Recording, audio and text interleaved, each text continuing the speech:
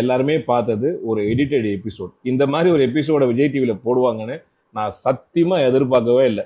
நான் ரொம்ப பிஸியாக எங்களுடைய வீட்டு திருமண விழாவில் இருந்தேன். விஜய் டிவியிலேருந்து எனக்கு கால் பண்ணி இந்த மாதிரி ஒரு ஷோ பண்ணுறோம், நீங்கள் கெஸ்ட்டாக வாங்க, இந்த மாதிரி உங்கள் வீட்டில் இருக்கிற நாய் பற்றி பேசுங்க, ஆஸ் அ டாக் லவராக வாங்க அப்படின்னு கூப்பிட்டாங்க. நான் சொன்னேன், ஆர்குமெண்ட்டாக இருந்தால் நான் தயவு செய்து வரல, நான் ரொம்ப பிஸியான ஒரு விஷயத்தில் இருக்கேன் அப்படின்னு.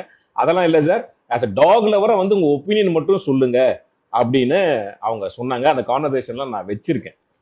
ஓகே, ஆனால் அங்கே போனால் என்னை சரியாக பேசவே விடலை.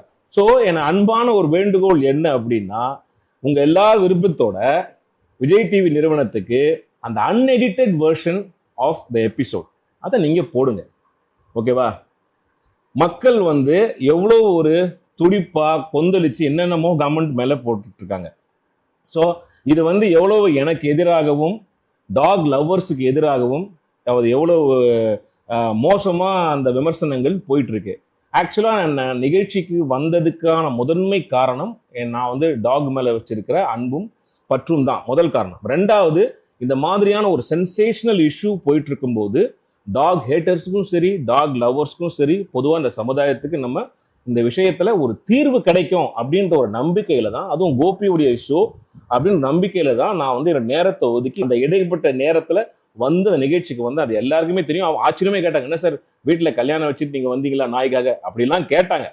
ஆனா எபிசோட் பண்ணும்போது பாத்தீங்களா 9 மணிக்கு மேல வரக்கூடாது, அதை மட்டும் போட்டாங்க. நல்லா நீங்க பாருங்க, நான் சொல்லியிருக்கிற விஷயம் வந்து 3 பகுதியாக நான் பேசினது. ஒன்று வந்து நாயினுடைய குணம், ரெண்டாவது நம்முடைய பிஹேவியர், மூணாவது அதுக்கான தீர்வு. அந்த தீர்வையும் நம்முடைய பிஹேவியரையும் சொன்னதை வந்து அவங்க போடவே இல்லை. 9 மணிக்கு மேல நாய்க்கு தெரியாது நீ நல்லவனா கெட்டவனா அப்படின்னு. அது டெரிட்டரியில மார்க் பண்ணி வச்சிருக்கோம். வந்தா கொலைக்கும் கடிக்கும் புது ஆள் வந்தா அப்படின்றது தான் நாங்க பதிவு பண்ணேன்.